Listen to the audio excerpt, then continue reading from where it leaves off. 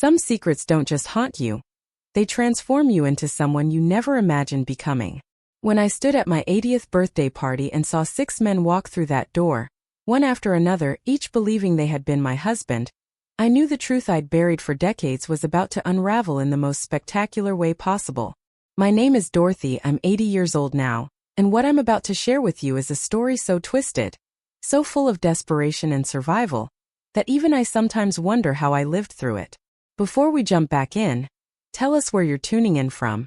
And if this story touches you, make sure you're subscribed because tomorrow, I've saved something extra special for you. The year was 1965 and I was 25 years old, living in a cramped apartment in Chicago's South Side with my daughter Emma, who had just turned 6. The wallpaper was peeling in long strips like sunburned skin, revealing the cracked plaster underneath that seemed to breathe mold into our lungs every winter. The radiator clanked and hissed but produced barely enough heat to keep us from seeing our breath indoors. Emma slept on a fold-out cot in the corner of our single room while I took the couch that had springs poking through the cushions like accusing fingers. We shared that space with Mrs. Chen, an elderly widow who rented us the room for $30 a month, money I struggled to scrape together every 4 weeks. I worked as a seamstress in a sweatshop downtown, hunched over an industrial sewing machine for 10 hours a day, 6 days a week. The fluorescent lights overhead buzzed constantly, giving everyone a sickly greenish tint. The air was thick with fabric dust that coated our throats and lungs. By the end of each shift, my fingers were cramped into claws, my back screamed with pain, and my eyes burned from squinting at tiny stitches. For this, I earned $42 a week, barely enough to keep us fed and housed, never mind the medical bills that kept piling up. Emma had been born with a heart condition that the doctors called a ventricular septal defect. In simple terms, there was a hole in her heart that grew larger as she did. When she was an infant, they told me she might outgrow it, that sometimes these holes closed on their own. But as the years passed and she remained small and fragile, turning blue around the lips when she played too hard, collapsing into breathless exhaustion after climbing a single flight of stairs, it became clear that she wasn't going to be one of the lucky ones.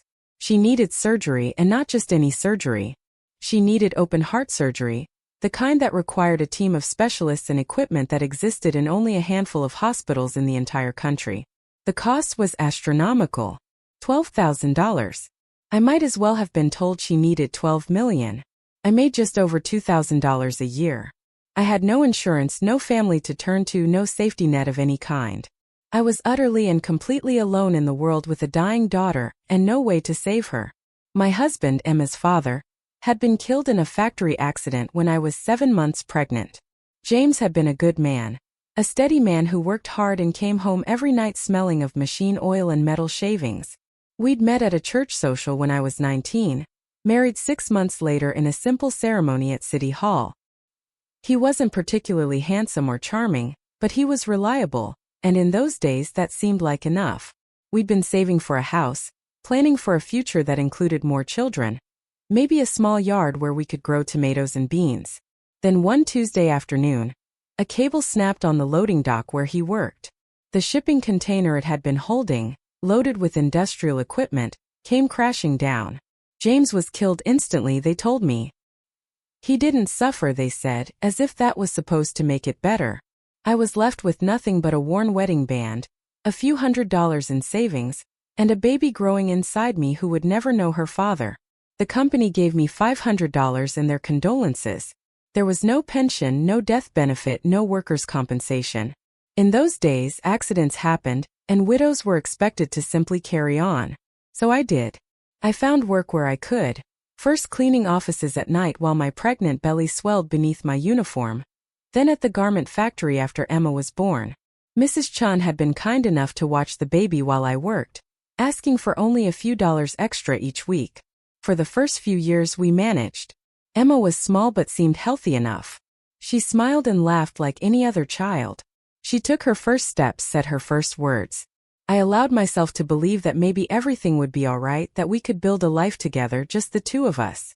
I even started setting aside $1 here and there, dreaming of eventually moving into our own apartment, maybe one with 2 rooms, with windows that actually opened and let in fresh air. Then Emma got sick. It started with a cold that wouldn't go away. She developed a cough that rattled in her small chest like marbles in a tin can. She stopped eating, stopped playing.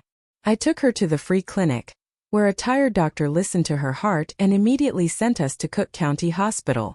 That's where they discovered the hole, where they explained to me in clinical terms that my daughter's heart was failing, that without surgery she wouldn't live to see her 10th birthday. $10,000 to $12,000, they said. That was the range.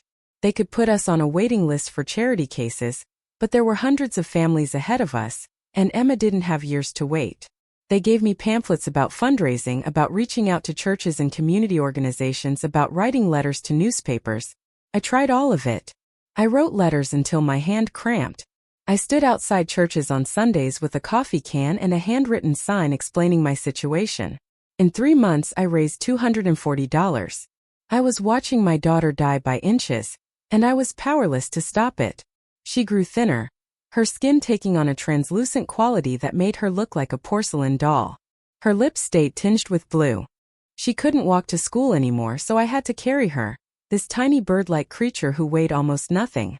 The other children at school had started calling her Ghost Girl because she was so pale, so quiet. Emma pretended not to hear them, but I saw the hurt in her eyes. At night, I lay awake on that terrible couch, listening to her labored breathing, and I would pray. I wasn't particularly religious, but desperation makes believers of us all. I prayed to God, to James wherever he might be, to the universe itself. I begged for a miracle, for some solution I hadn't thought of, for anything that might save my child. It was during one of these sleepless nights in late November of 1965 that the idea first came to me. It arrived not as a sudden revelation but as a creeping thought that I initially pushed away as insane.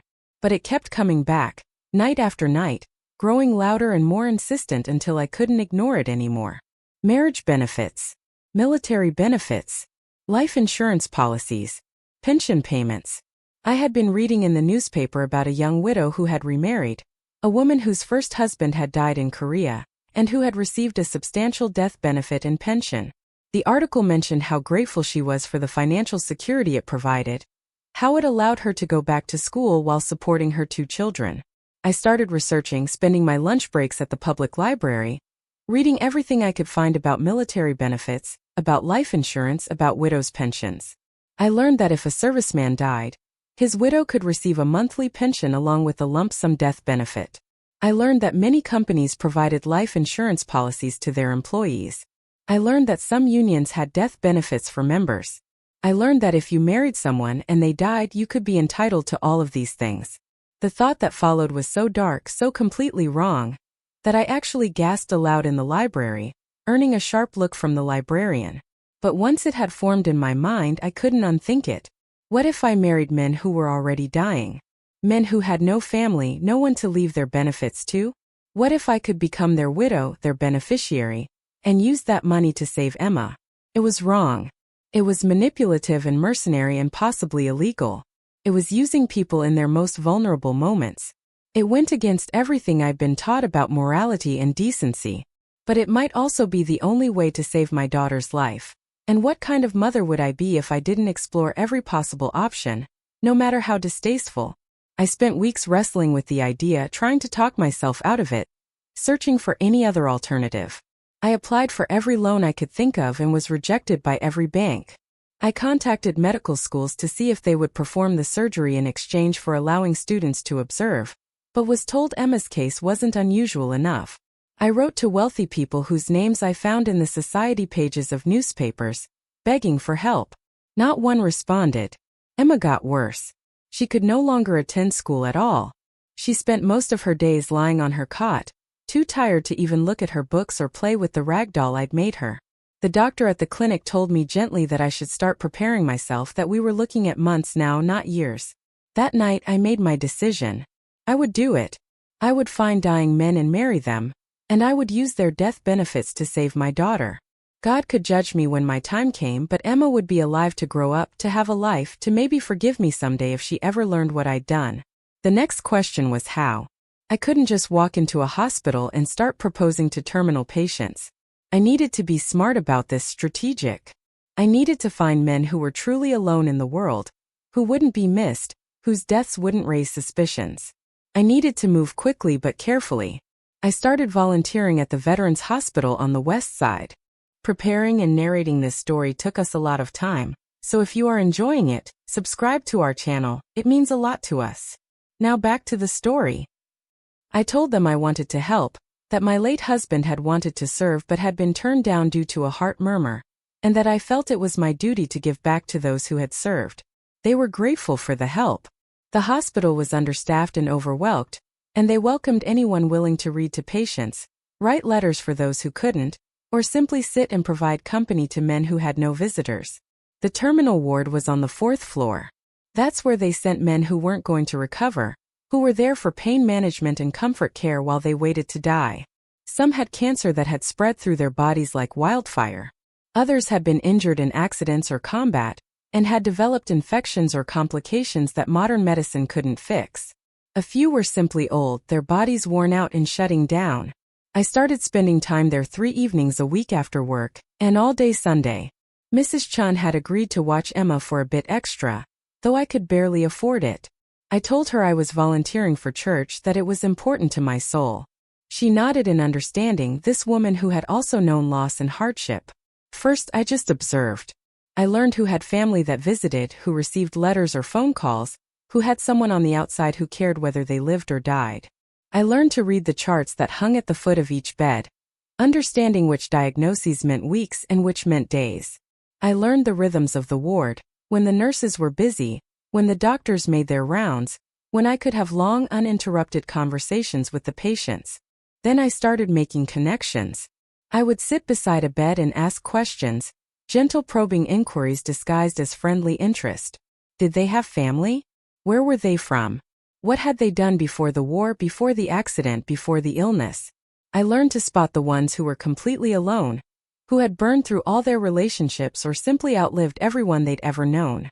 I found my first prospect in mid-December. His name was Robert Sullivan, though everyone called him Sully. He was 53 years old, looked 70, and was dying of lung cancer. He'd been a merchant marine for 30 years, never married, no children. His parents were long dead, and he'd been an only child. He'd spent his life at sea, and now the sea had given him back to land to die alone in a sterile hospital room. Sully had kind eyes, the watery blue of old denim, and hands that shook when he tried to hold a cup of water. The cancer had spread to his bones and his brain. The doctors gave him 6 weeks, maybe 8. I started visiting him every day. I would bring him magazines about ships and the ocean, read him articles about ports he'd visited, let him tell me stories about storms he'd survived and foreign cities he'd seen. He seemed grateful for the company. For someone who listened without that look of pity or disgust that terminal illness often inspired in people. After 2 weeks, when I judged he'd come to trust me, to look forward to my visits, I made my move. It was a Sunday afternoon. The winter sun was setting early, casting long shadows across the ward. I sat beside his bed, holding his trembling hand. I told him about Emma. I cried real tears as I explained about the hole in her heart, about how I was going to lose her because I couldn't afford the surgery that would save her life. I showed him a photograph I carried in my purse, a picture of Emma from her 5th birthday, before she'd gotten so sick, when she still had color in her cheeks and light in her eyes. Sully looked at that photograph for a long time. Then he looked at me with those kind eyes and asked what I needed. I took a deep breath and told him. I needed to marry him. I needed to become his legal widow so that I could claim his veterans' benefits and his merchant marine pension. I knew he had a life insurance policy through the union. I'd seen the papers in his file. I knew he had no one else to leave it to. I promised I would use every penny to save my daughter's life. And in exchange, I would make sure he didn't die alone. I would be there with him at the end, holding his hand, making sure he had company and comfort in his final days. I braced myself for anger, for him to call for the nurses and have me thrown out. Instead, he was quiet for a long moment, still looking at Emma's picture. Then he said yes. He said he'd spent his whole life alone, moving from port to port, and that he'd always wondered what it would be like to have a family, someone who cared whether he lived or died. If he could help save a little girl's life with money that would otherwise just go to the government or the union coffers, then that seemed like a good way to go out. That seemed like his life might have actually meant something after all. We were married 3 days later by a chaplain at the hospital. I wore the same dress I'd worn to James's funeral, navy blue with white buttons. Sully wore his hospital gown because he was too weak to change into anything else. 2 nurses served as witnesses. The ceremony lasted less than 5 minutes.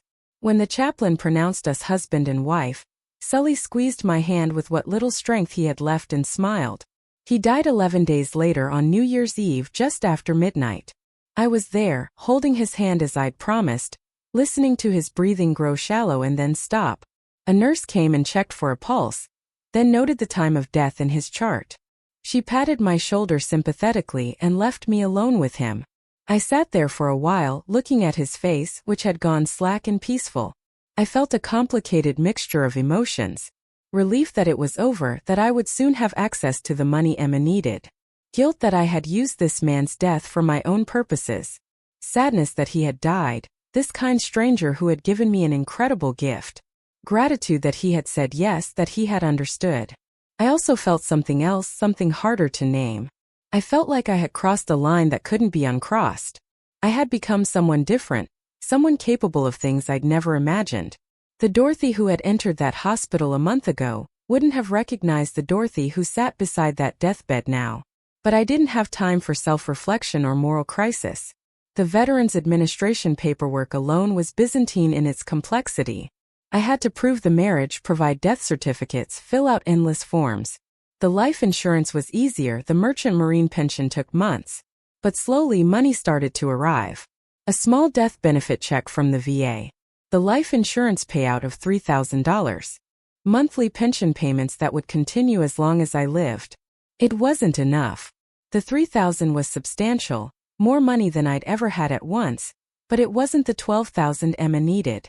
The pension would eventually add up, but eventually wasn't soon enough. Emma didn't have years to wait while monthly checks accumulated in a bank account. I needed more and I needed it faster. Which meant I needed to go back to that hospital, back to that terminal ward and find another dying man. I gave myself a week to mourn Sully properly, or at least to go through the motions of mourning. I wore black. I told Mrs. Chen and the other women at work that I'd lost a dear friend. I kept up the pretense of being a decent person who felt things like normal people did. Then I went back to the hospital and started looking for husband number 2. This time it was easier. I knew what I was looking for. Knew the signs of true isolation. Knew how to read a medical chart to gauge how much time someone had left. I knew how to present my case, how to frame the proposition in a way that made it seem like I was offering something valuable in exchange for what I needed. I found Arthur Chen within 3 days. No relation to my landlady. He was a Chinese man who'd served in World War II despite the discrimination he'd faced, who'd been injured during the liberation of the Philippines and had lived with shrapnel in his lungs ever since. Now in his 40s, the shrapnel had shifted, causing infections that antibiotics couldn't touch. He had maybe a month, possibly less. Arthur had been married once, but his wife had divorced him when he came back from the war, changed and angry and unable to hold down a job. He had a son somewhere, but they hadn't spoken in 15 years. He worked as a janitor at a school until the pain got too bad to continue.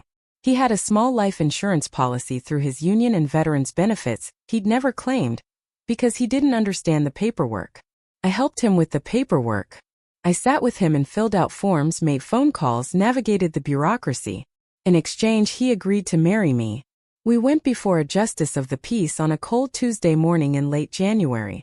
Arthur's hands were steadier than Sully's had been. He signed his name in clear, careful letters. He gave me a small smile and said he hoped my daughter got well. He died 3 weeks later. I was there, just as I'd been with Sully. Arthur's death was harder. He struggled at the end, his damaged lungs unable to draw enough air, his body fighting even as it failed. I held his hand and whispered that it would be over soon, that he could let go, that he'd done enough. After his death, I went through the process again. More paperwork, more death certificates, more waiting for benefits to be processed. The life insurance was smaller this time, only $1,500, but it was $1,500 closer to Emma's surgery.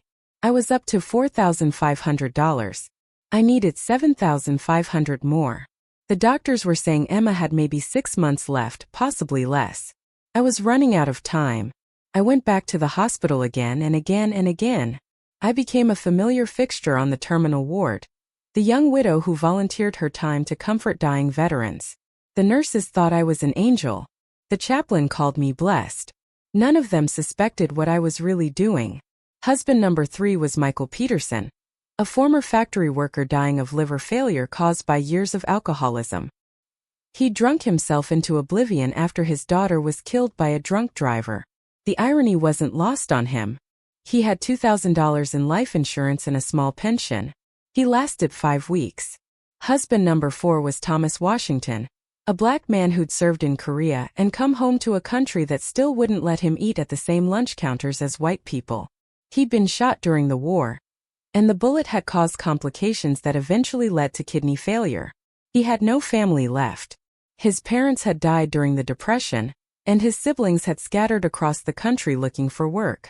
He'd lost touch with all of them decades ago. He gave me access to his veterans' benefits and a modest life insurance policy. He held on for 6 weeks, fighting until the very end. Husband number 5 was Leonard Schmidt, a German immigrant who'd fled his homeland before the war and joined the American army to fight against the Nazis. He'd been gassed during training and his lungs had never recovered. Now they were failing completely. He spoke with a heavy accent and told me stories about the old country, about mountains and forests, and a world that didn't exist anymore. He had a nephew somewhere in Milwaukee, but they hadn't spoken in years. His life insurance and benefits brought me closer to my goal. He died peacefully after 7 weeks. By June of 1966, I had married and buried 5 men. I had accumulated nearly $10,000. It was almost enough. I was so close I could taste it. But Emma was deteriorating rapidly. The doctor said we were down to weeks now, possibly days. Her lips were perpetually blue. She could barely breathe. She spent all her time lying down, too weak to even sit up. I needed one more. One more death benefit, one more life insurance payout, one more pension to push me over the finish line. I needed it immediately. That's when I found William Hart. William was different from the others. For one thing, he was younger, only 39. For another, he wasn't dying of disease or old injuries. He was dying because he'd tried to kill himself. He'd taken pills, been found by a neighbor, been rushed to the hospital where they'd pumped his stomach, but the damage was done. His liver and kidneys were failing, and without a transplant, which he wasn't eligible for given the circumstances, he had days, maybe a week. William was a veteran, divorced, no children. He'd been an accountant before depression had made it impossible to work. He'd lost his job, then his apartment, then apparently his will to live. He lay in that hospital bed staring at the ceiling with eyes that saw nothing, responding to questions with one-word answers or not at all. I approached him differently than I had the others.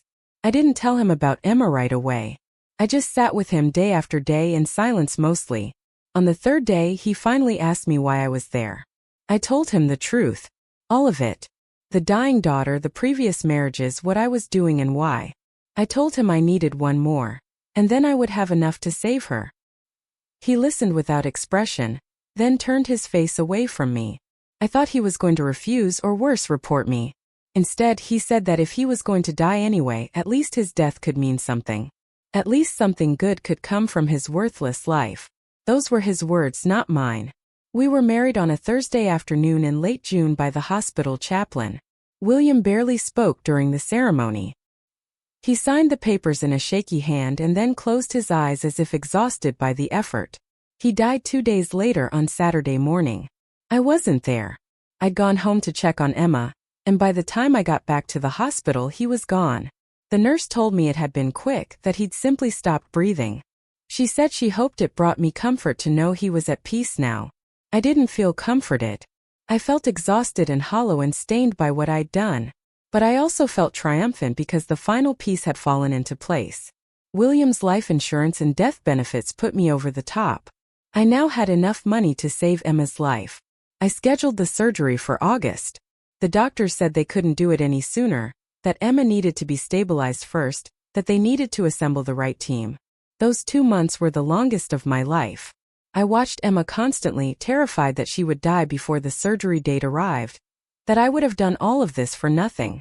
But she held on. My tiny, fragile daughter with her blue lips and translucent skin held on with a determination I didn't know she possessed. And in mid-August of 1966, she was wheeled into an operating room at Cook County Hospital. The surgery lasted 11 hours. I spent that time in the waiting room pacing, praying, making bargains with God and the universe and any force that might be listening. When the surgeon finally emerged, still in his scrubs, still with my daughter's blood on his gloves, he was smiling. It had gone well. They'd repaired the hole. Her heart was beating strong and steady. She would need time to recover, but she was going to live. She was going to have a normal life. I collapsed into a chair and sobbed with relief so profound it felt like my bones were melting. Emma was going to live. My daughter was going to grow up.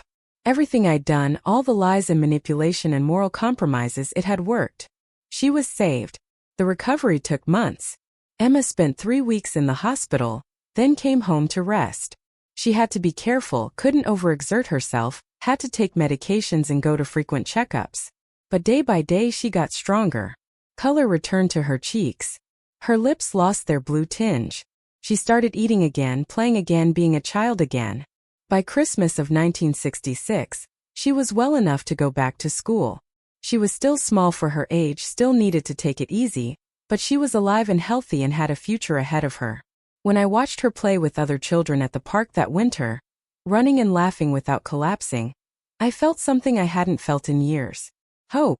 Pure, uncomplicated hope. But I also felt something else. Guilt. It grew heavier as Emma grew healthier, as if the universe was balancing scales. I had saved my daughter by using the deaths of 6 men. Yes, they had been dying anyway. Yes, they had agreed to help me. Yes, their deaths would have happened with or without me. But I had still used them, still married them knowing I would profit from their deaths, still felt relief when they finally passed away because it meant I was one step closer to saving Emma. I tried to tell myself it was justified. What mother wouldn't do anything to save her child? I'd been desperate, out of options, facing an impossible situation. I'd done what I had to do. But at night, when I lay awake on that terrible couch in Mrs. Chen's apartment, I saw their faces. Sully with his kind eyes. Arthur struggling to breathe. Michael drinking himself to death over the daughter he'd lost. Thomas fighting until the end. Leonard telling stories about a homeland he'd never see again. William staring at the ceiling with dead eyes. I told each of them I would make sure they weren't alone at the end. I'd kept that promise to all but William. I'd held their hands and whispered comfort and been the last face they saw before they died. But I'd done it with an ulterior motive. I'd done it for Emma, not for them. They'd been means to an end, and that knowledge sat in my stomach like a stone. I went to church for the first time since James died. I sat in a pew at the back and listened to the priest talk about sin and redemption, about God's forgiveness and the possibility of grace. I wanted to believe him. I wanted to believe that what I'd done could be forgiven, that I wasn't damned for it. But I wasn't sure I deserved forgiveness. After the service, I went to confession. I knelt in that dark booth and told an anonymous priest everything. The marriages, the deaths, the money, all of it. I expected judgment, expected to be told I was going to hell, expected to be turned away from the church. Instead, there was a long silence. Then the priest, an old man with a reedy voice, spoke. He said that God understood desperation, that Christ himself had felt the full weight of human suffering and fear. He said that what I'd done was born of love, the most powerful force in creation, and that while the methods were questionable, the motivation was pure. He said that the men I'd married had made their own choices, had given their gifts freely, and that I should honor those gifts by living a good life, by raising my daughter well, by doing right going forward. He gave me penance. I was to pray for each of those men every day for the rest of my life. I was to donate to veterans' causes whenever I could afford it. I was to tell Emma the truth when she was old enough to understand, so that she would know what others had sacrificed for her life. And I was to forgive myself, because carrying unnecessary guilt helped no one and honored nothing. I'm not sure I ever truly forgave myself, but I did do the other things. I prayed for those 6 men every night before bed. I donated what little I could spare to veterans' hospitals and programs. And yes, I eventually told Emma, though that story comes later. For now, in early 1967, I focused on rebuilding our lives. Emma was healthy and thriving. I was still working at the garment factory, but the money was no longer quite so tight. The pensions from some of the marriages continued to come in small monthly amounts. I was able to move us out of Mrs. Chen's boarding house and into our own apartment, nothing fancy, but it had 2 rooms and windows that opened and a bathroom we didn't have to share with strangers. I bought Emma new clothes that actually fit instead of hand-me-downs from the church charity box. I bought her books and toys. I watched her grow and play and live the normal childhood she'd been denied while she was sick. Every milestone felt like a miracle. Every birthday was a celebration not just of her life but of the fact that she was there to celebrate at all. But I knew I was living on borrowed time in another sense. I had committed fraud, possibly multiple counts of it. I'd married 6 men in less than a year, collected benefits from all of them, used their deaths for financial gain. It might have been for a good cause, but that didn't make it legal. Every time I saw a police officer, my heart would race. Every official-looking letter that arrived in the mail made my hands shake before I opened it. I lived in constant fear that someone would figure out what I'd done, that I would be arrested, that Emma would be taken away from me. But months passed, then years, and nothing happened. The marriages had taken place at different hospitals, been performed by different chaplains and justices of the peace. The death certificates had been filed in different counties. The benefit claims had gone to different agencies. There was no central database that connected them all, no system to flag that Dorothy Hart, Dorothy Sullivan, Dorothy Chen, Dorothy Peterson, Dorothy Washington, Dorothy Schmidt, and Dorothy Williams were all the same person. I'd been careful. I'd used my maiden name, Hart, and simply taken each man's surname upon marriage. I'd filed the paperwork separately, spaced out over months. I'd never claimed to be a widow to one agency while claiming to be married to another. On paper, each marriage appeared legitimate, each claim for benefits proper and legal. So I got away with it. I raised Emma in peace, watching her grow from a sickly child into a healthy teenager, then into a strong young woman. The years moved forward with a strange mixture of normalcy and underlying tension that never quite left my shoulders. Emma graduated from high school in 1977, a milestone I had once believed impossible. I sat in the auditorium watching her walk across that stage to receive her diploma, and the tears streaming down my face were equal parts joy and relief and lingering guilt. She had made it. Against all odds, the little girl with the hole in her heart had survived to become a young woman with dreams and ambitions, and a whole life stretching before her. She wanted to become a nurse. The irony wasn't lost on me. The child whose life had been saved by medical intervention now wanted to dedicate herself to saving others. She applied to nursing school and was accepted with a small scholarship. I helped with what I could, though money was still tight. The pension payments had dwindled over the years as bureaucracies changed and benefits were recalculated. I'd moved up slightly at the garment factory, becoming a floor supervisor, but the pay increase was modest. Emma moved into a dormitory at the nursing college, and suddenly the apartment felt enormous and empty. For years, every decision I'd made had been about her. For her, centered entirely around keeping her alive and healthy and happy. Now she was gone, living her own life, and I didn't quite know what to do with myself. I was 43 years old, and for the first time since I was 19 and pregnant with her, I had to figure out who Dorothy Hart was when she wasn't being Emma's mother. I threw myself into work, taking extra shifts, volunteering to train new employees. I saved money obsessively, still living as though disaster might strike at any moment. I attended church regularly, sitting in that same back pew, praying for those 6 men whose names I whispered every night before sleep. Sully, Arthur, Michael, Thomas, Leonard, William. Sometimes their faces were clear in my memory. Other times they blurred together into a composite of suffering and sacrifice. I dated occasionally, though nothing ever became serious. Men would ask me out, coworkers or men I met at church socials, and sometimes I'd say yes. But I could never quite let anyone get close. How could I? What would I tell them about my past? That I'd been married 6 times in 1 year? That I'd collected death benefits from dying strangers? The truth was impossible to share. And I'd never been good at lying outside of that desperate year when lying had been a survival mechanism. In 1980, when Emma was in her final year of nursing school, I received a letter that made my blood run cold. It was from the Veterans Administration, requesting that I contact them regarding benefit payments I'd been receiving. The letter was vague, giving no specifics, but my mind immediately went to the worst possible scenario. They'd figured it out. Someone had connected the dots. After 14 years, my past was finally catching up with me. I didn't sleep for 3 nights. I imagined being arrested, going to trial, being branded a fraud and a con artist.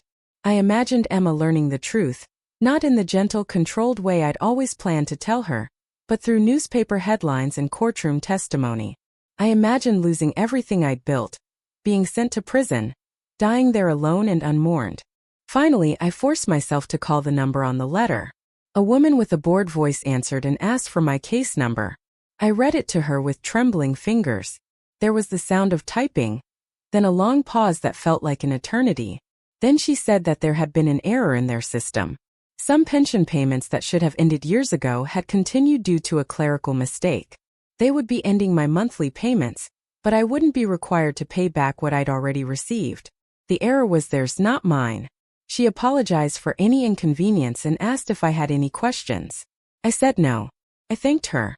I hung up the phone and sat down on my couch because my legs wouldn't hold me anymore. It was just a clerical error.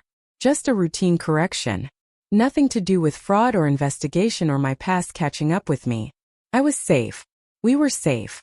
But the scare forced me to confront something I'd been avoiding. Emma deserved to know the truth. She was almost 25 years old, a grown woman about to begin her career. She had a right to know what had been done to save her life, what sacrifices had been made. I'd been telling myself I was waiting for the right time, but the truth was I'd been avoiding it because I was afraid. Afraid she'd hate me. Afraid she'd be disgusted. Afraid she'd never look at me the same way again. I decided to tell her after her graduation from nursing school. It seemed appropriate somehow, a crossing from one phase of life into another. The ceremony was lovely. Emma graduated near the top of her class, and she'd already secured a position at the same hospital where she'd done her clinical rotations.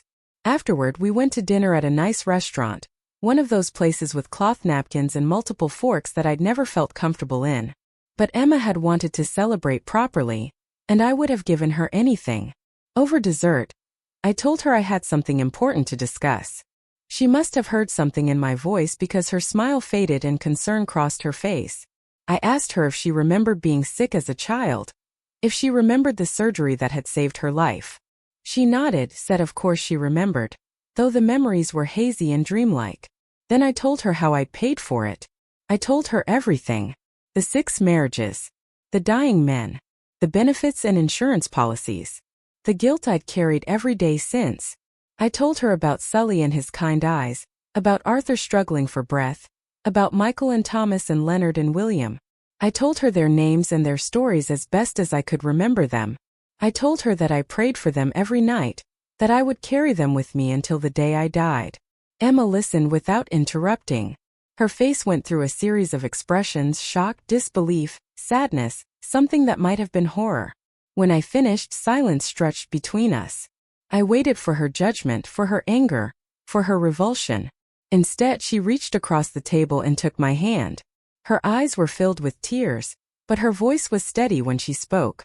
She said she didn't know how to feel about what I'd done. Part of her was horrified at the manipulation involved, at the way I'd used dying men for financial gain. But another part of her understood that I'd been desperate, that I'd been a mother watching her child die with no other options available. She said she needed time to process it all, to figure out how she felt, but that she didn't hate me. She could never hate me. We left the restaurant and walked through the city streets for hours, talking in a way we never had before. Not as mother and child, but as 2 adults trying to understand complicated truths. Emma asked questions I hadn't expected. Had the men truly consented? Had I coerced them in any way? Had they understood what they were agreeing to? I assured her that every one of them had been fully informed, that I'd been honest about my intentions, that they'd made their choices freely. She asked if I thought I'd done the right thing. I told her the truth, that I didn't know. Even after all these years, I still wasn't sure. I'd saved her life and I couldn't regret that. But I'd also exploited desperate, dying men, and I couldn't deny that either. I existed in a moral gray area that I'd never be able to resolve. Emma was quiet for a long time after that, processing. Finally, she said something that surprised me. She said she was grateful, not just for her life, but for knowing the truth. She said it gave her a responsibility, To live a life worthy of such sacrifice, to help others the way those 6 strangers had helped her. She said she would honor their memory by being the best nurse she could be, by saving lives the way they'd saved hers. Her words brought me to tears there on the street corner. We embraced while pedestrians flowed around us like water around stones. It wasn't absolution, not exactly, but it was acceptance. Emma knew the worst thing I'd ever done, and she still loved me. That was more than I dared to hope for. Life continued. Emma excelled at her nursing career, working long shifts in the cardiac unit of the hospital. The symbolism wasn't lost on either of us. She dated various men, but nothing serious developed. She was focused on her career, on making a difference. I was proud of her in ways I couldn't adequately express. I retired from the garment factory in 1988 at the age of 52. My hands had developed arthritis from decades of repetitive motion, and my eyesight wasn't what it used to be. I received a small pension and Social Security, enough to live on modestly. I'd saved carefully over the years, still maintaining that fear of poverty that desperate year in 1966 had instilled in me. I moved to a smaller apartment, just 1 bedroom, and filled my days with small activities.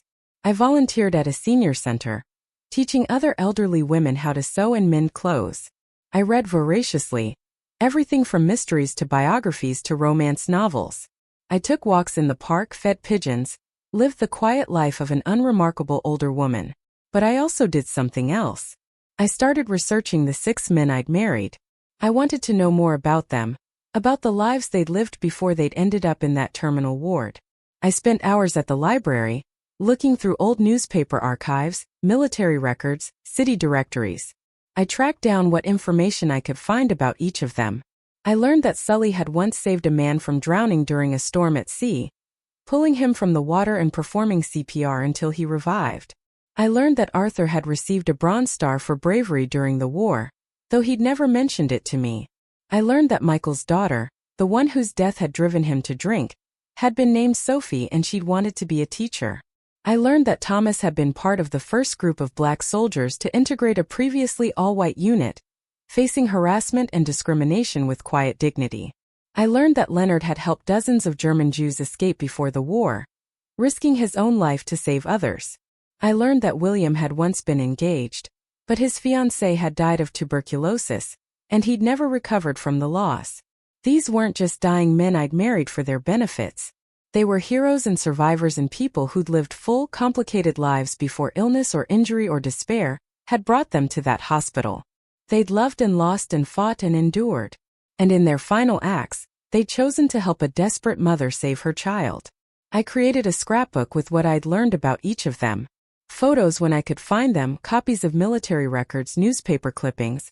I wrote down every detail I remembered from my time with each of them, the stories they told, the things that had made them laugh, their final words. It became a memorial of sorts, a way to honor them properly, to remember them as whole people rather than just as my brief husbands. In 1995, something unexpected happened. I was at the grocery store when I ran into a woman I vaguely recognized but couldn't quite place. She was around my age, perhaps a bit younger, with gray hair and kind eyes. She approached me hesitantly, asking if I was Dorothy Hart. When I confirmed I was, she introduced herself as Patricia Sullivan, Sully's niece. My heart nearly stopped. Patricia explained that she'd been going through her late father's papers, Sully's brother, and had found mention of a marriage shortly before Sully's death. She'd been curious and had tracked me down, which apparently hadn't been difficult given that I'd never moved far from the neighborhood where I'd lived in 1966. She wanted to know about her uncle, about his final days, about what kind of woman he'd married so shortly before his death. I invited her for coffee, and we sat in a small cafe while I told her about Sully. I was honest, more honest than I'd planned to be. I told her about Emma's illness, about how desperate I'd been, about how her uncle had agreed to help. I told her about the stories he'd shared, about how he'd been kind and understanding, about how I'd held his hand when he died. Patricia listened with an expression I couldn't read. When I finished, bracing myself for anger or accusations, she did something I didn't expect. She thanked me. She said that Sully had been alone his whole life, that the family had felt guilty about losing touch with him, about not being there at the end, knowing that he'd spent his final days with someone who cared. even if the circumstances were unusual, brought her comfort. She said that helping to save a child's life seemed like exactly the kind of thing Sully would have wanted to do. We met several more times after that. Patricia shared stories about Sully's youth, about the brother she'd known before the sea had called him away. In return, I shared the stories Sully had told me during those weeks we'd been married. Between us, we constructed a fuller picture of a complicated man who'd lived a solitary but meaningful life. Patricia's acceptance gave me something I hadn't known I needed.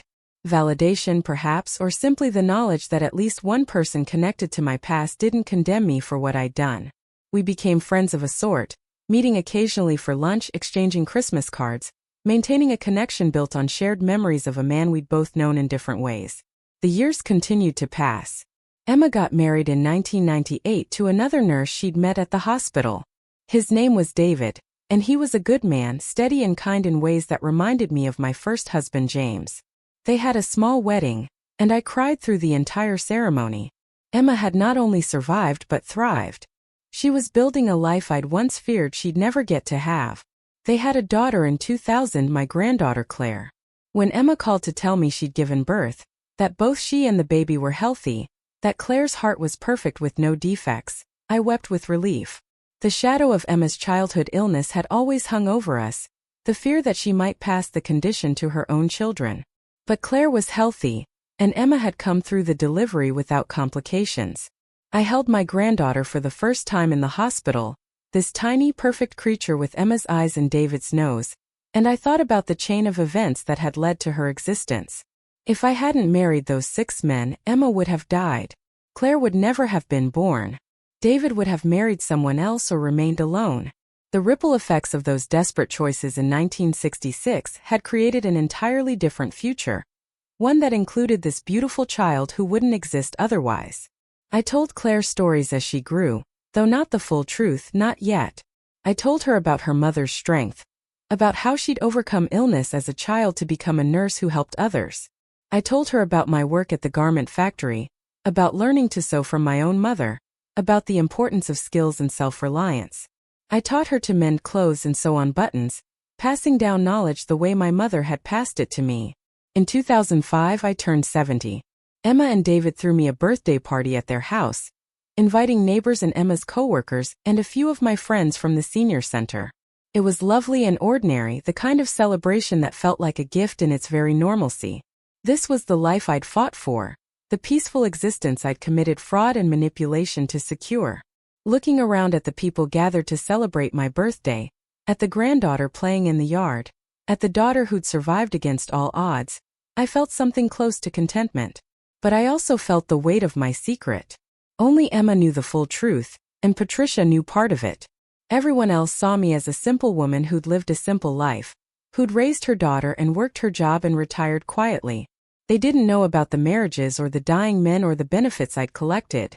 They didn't know I'd been 6 different women for brief periods in 1966, taking on new surnames with each wedding, saying vows I'd never intended to honor beyond a deathbed vigil. I wondered sometimes if I should feel worse about it than I did. Shouldn't the guilt be more consuming? Shouldn't I lie awake every night tormented by what I'd done? But the truth was that over the years, the guilt had transformed into something else. Not quite acceptance, but a weary acknowledgement. I'd done what I'd done. I couldn't undo it.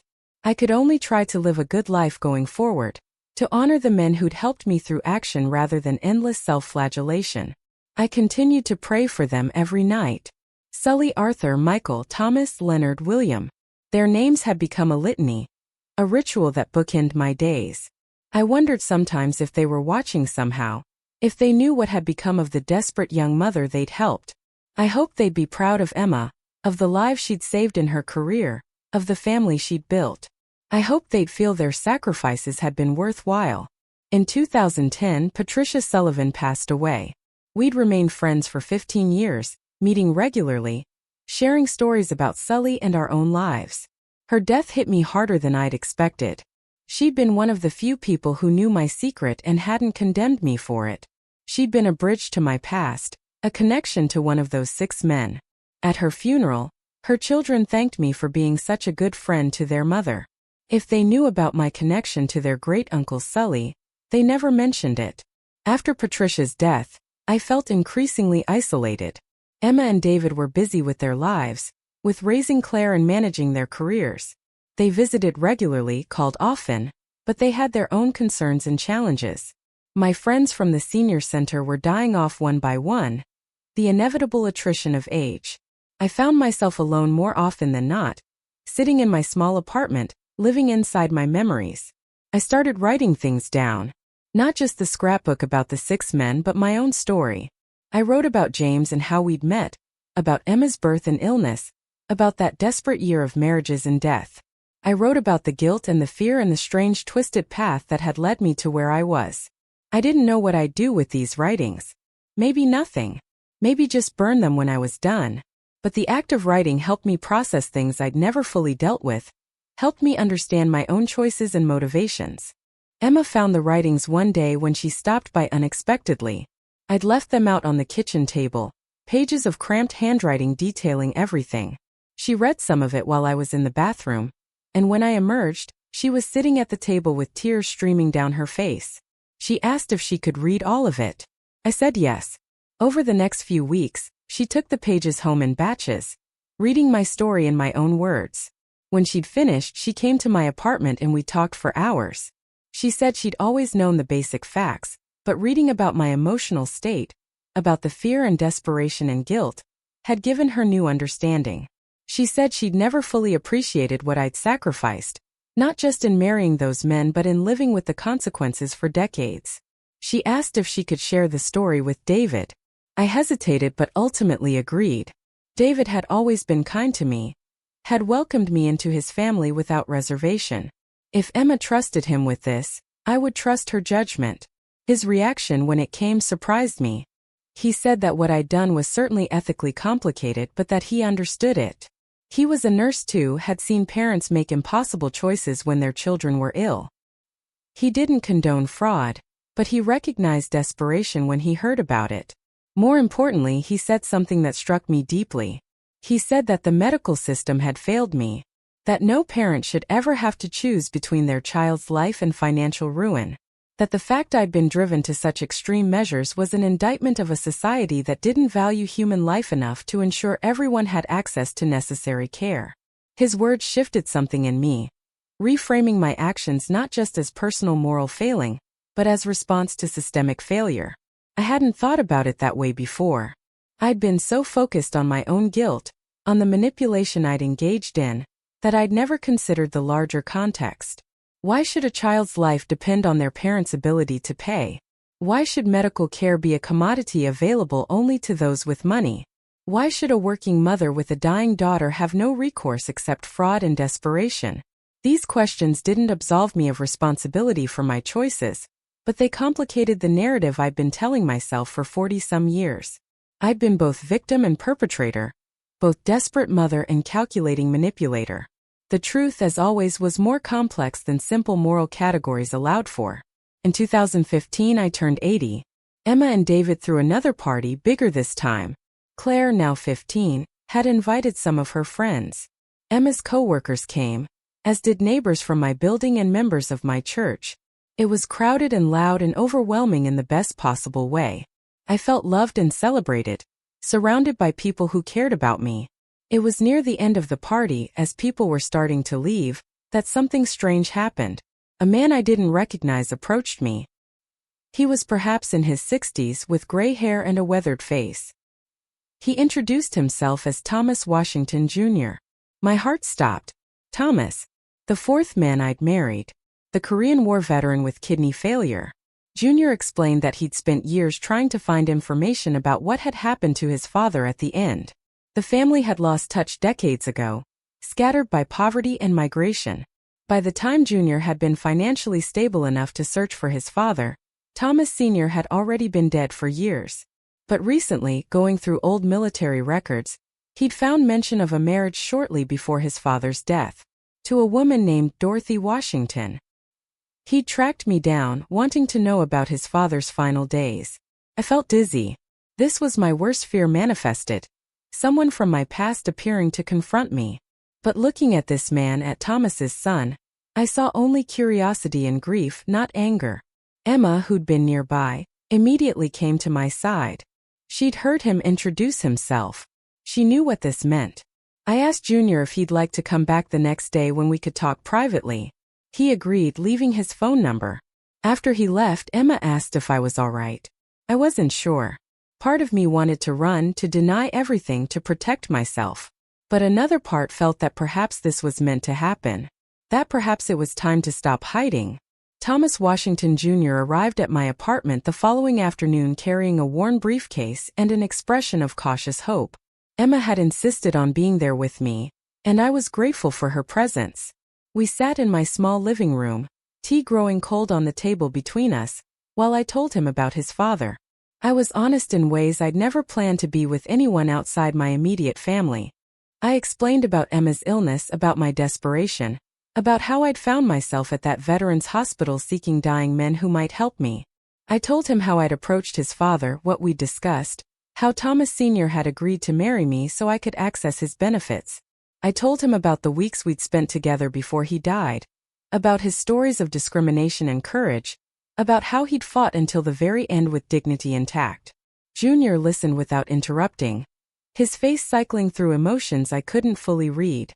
When I finished, he sat in silence for what felt like hours but was probably only minutes. Then he reached into his briefcase and pulled out a faded photograph. It showed a young Thomas in his army uniform, proud and strong, before the war had taken its toll. He handed it to me with shaking hands. He said he'd been 7 years old the last time he saw his father.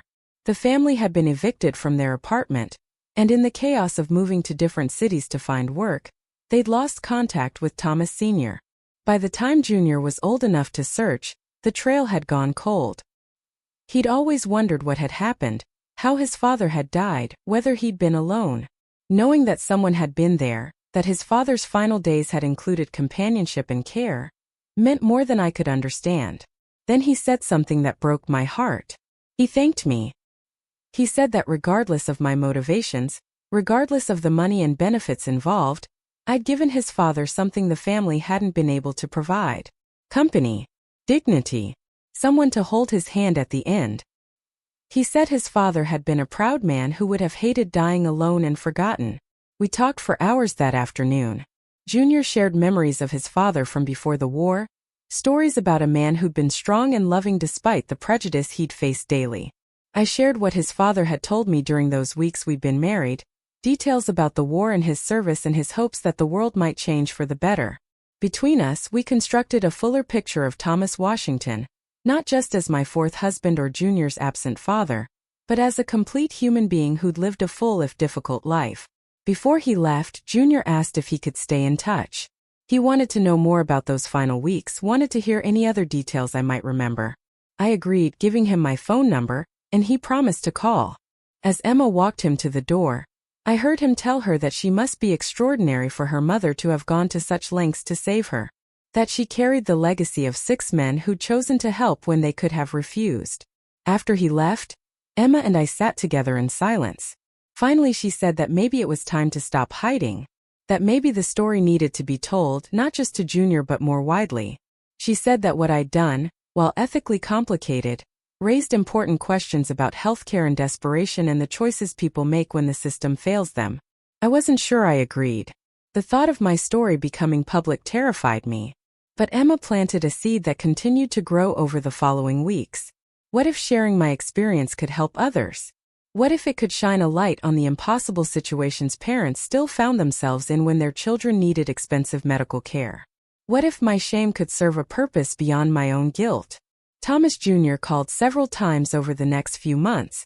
We developed an unlikely friendship built on shared connection to a man we'd both known briefly, but who'd impacted both our lives significantly.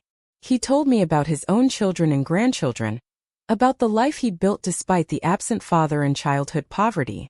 He'd become a teacher, dedicating his career to helping children who came from difficult backgrounds.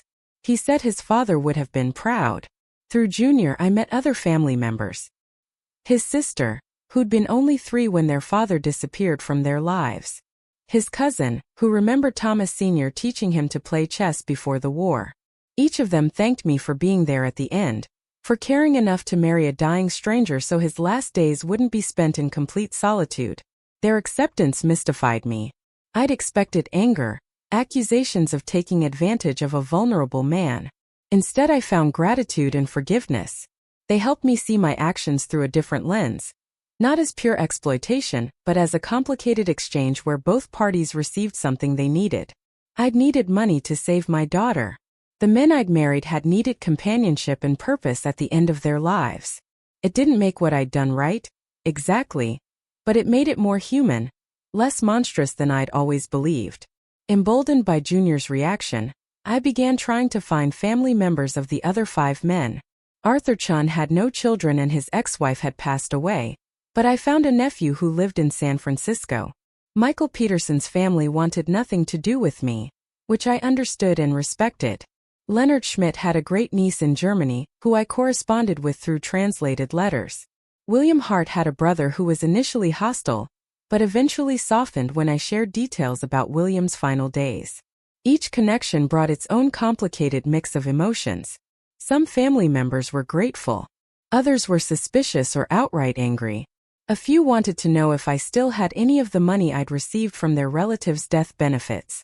I was honest with each of them, explaining that every penny had gone to Emma's surgery and recovery, that I hadn't profited beyond saving my daughter's life. Most eventually came to a kind of peace with what I'd done. A few never did, and I had to accept that. I couldn't control how people reacted to my story, couldn't force forgiveness or understanding. All I could do was be honest about what had happened and accept the consequences. In 2018, Emma suggested I write a blog about my experiences. She said that healthcare costs had only gotten worse since the 1960s, that families were still going bankrupt trying to save their children, that my story might resonate with people facing similar impossible choices. I was hesitant, but Claire, now 18 and heading to college, encouraged me as well. She said my story was part of her history, part of understanding where she came from, and what sacrifices had been made for her family to exist. So I started writing publicly. Not everything at first, just small pieces about being a young widow, about watching a child suffer from illness, about the desperation of poverty. The response was overwhelming. Hundreds of people commented with their own stories of medical bankruptcy, of choosing between medications and rent, of watching loved ones die because they couldn't afford treatment. Gradually, I revealed more. The marriages, the death benefits, the ethical complications. I expected condemnation but received mostly understanding. People saw their own desperation reflected in my story. They recognized the impossible situations that drove ordinary people to extraordinary measures. Some criticized me, certainly. They said I'd committed fraud, that I should have found another way, that the ends didn't justify the means. I accepted their criticism because they weren't wrong. But others defended me. They said the real crime was a healthcare system that forced a mother to choose between honesty and her child's life. They said that in a just society, I never would have been put in that position. They said my story illustrated everything wrong with treating healthcare as a commodity rather than a human right. The blog grew. News outlets picked up the story. I did a few interviews, always careful to emphasize that I wasn't proud of what I'd done, that I'd carried guilt for decades, but that I wanted people to understand the context that drove my choices. I wanted people to ask why such desperation was necessary, why the system had failed so completely that fraud seemed like the only option. Some of the attention was unwelcome. Legal experts debated whether I could still be prosecuted for fraud committed over 50 years ago.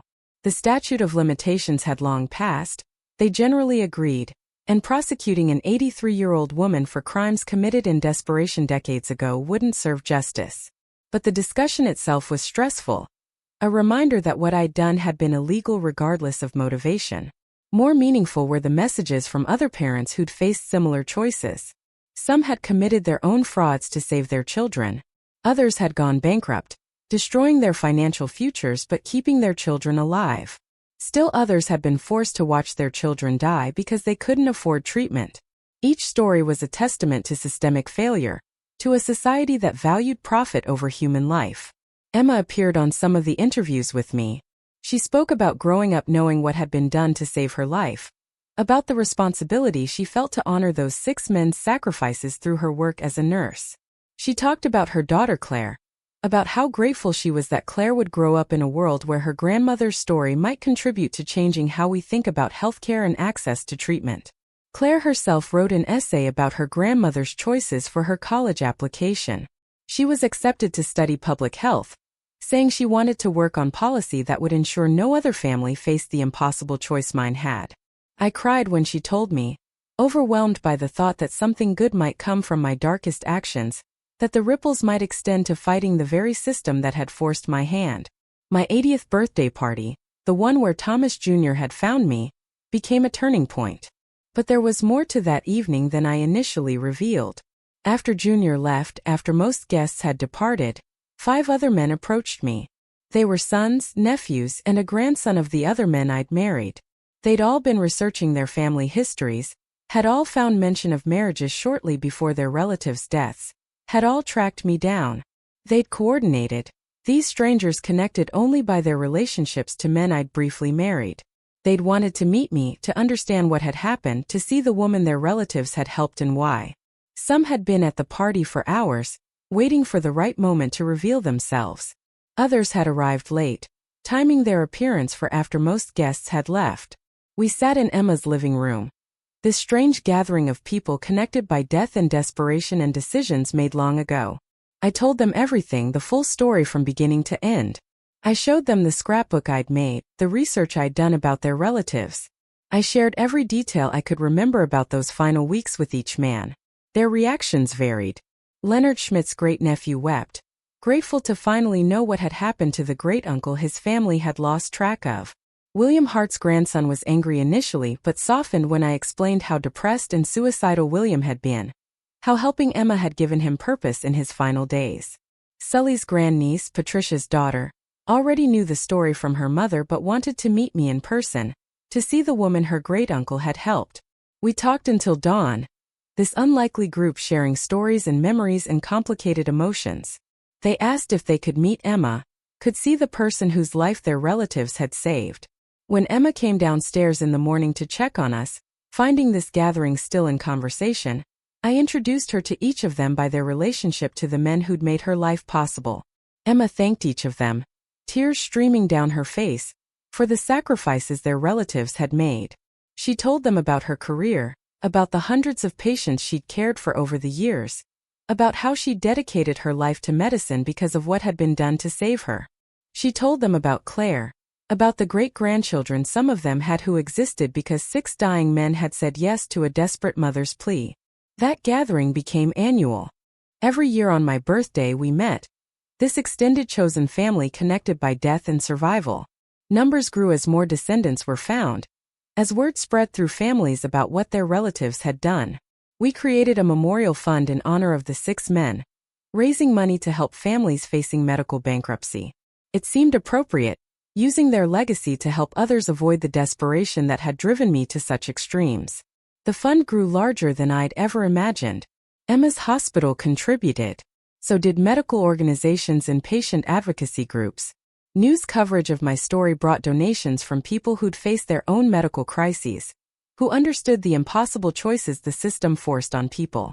Within 2 years, we'd helped dozens of families afford treatments for their children. Each family we helped, I thought of Sully, Arthur, Michael, Thomas, Leonard, and William. I thought of how their final acts of generosity continued to ripple outward, touching lives they'd never known, helping children they'd never meet. It didn't erase what I'd done or absolve me of the manipulation involved, but it gave their deaths additional meaning beyond my own family's survival. Now I'm 85 years old. Emma is 63 and still working as a nurse, though she's talking about retirement. Claire graduated with her public health degree and works for a nonprofit advocating for universal healthcare. She says her grandmother's story drives her work, that she's fighting so no other family faces the choice mine did. I still pray for those 6 men every night. Their names remain my evening ritual, my acknowledgement of debts that can never be fully repaid. I talk to their photos in my scrapbook, updating them on Emma and Claire and the fund that bears their names. I tell them about the families we've helped, the lives we've saved with money raised in their honor. I've lived long enough to see attitudes about healthcare begin to shift, to see more people questioning why medical care is tied to employment and profit rather than being treated as a human right. I've seen the conversation change from whether people deserve healthcare to how we can ensure everyone has access. My story played a small part in that shift, one voice among many demanding we do better. The guilt hasn't disappeared entirely. I don't think it ever will. What I did was wrong in many ways, exploitative and manipulative regardless of my motivations. But I've learned to carry it differently. Not as a crushing weight but as a reminder. A reminder that desperation drives people to extremes, that systems matter, that individual choices exist within larger contexts of failure or support. I've learned that morality is rarely simple, that the distance between hero and villain is often just circumstance and desperation. I've learned that people are capable of both tremendous sacrifice and calculated manipulation, sometimes simultaneously. I've learned that love, particularly a parent's love for a child, can drive us to places we never imagined going. Most importantly, I've learned that secrets kept in shame often carry more power than truth shared with context. Hiding my past gave it power over me. Sharing it, with all its complications and moral ambiguity, freed me to finally live without constant fear of discovery. Emma tells me I should be proud of what I did, that saving her life was worth whatever means were necessary. I can't quite go that far. But I can accept that I did what I believed necessary at the time, that I've spent the decades since trying to honor the men who helped me, and that something good has come from those desperate choices. Claire asks sometimes if I do it again, knowing everything I know now. It's an impossible question. If I hadn't done it, Emma would have died and Claire would never have been born. But if I hadn't done it, 6 men's final days might have been different. Their families might not carry complicated feelings about their relatives' last acts. There's no clean answer. What I can say is that I understand why I did it. I understand the desperation that drove me, the mother's instinct that pushed me past ethical boundaries, the calculation that 6 dying men's help was worth the manipulation involved. I can't condemn that younger version of myself, even as I can't fully defend her either.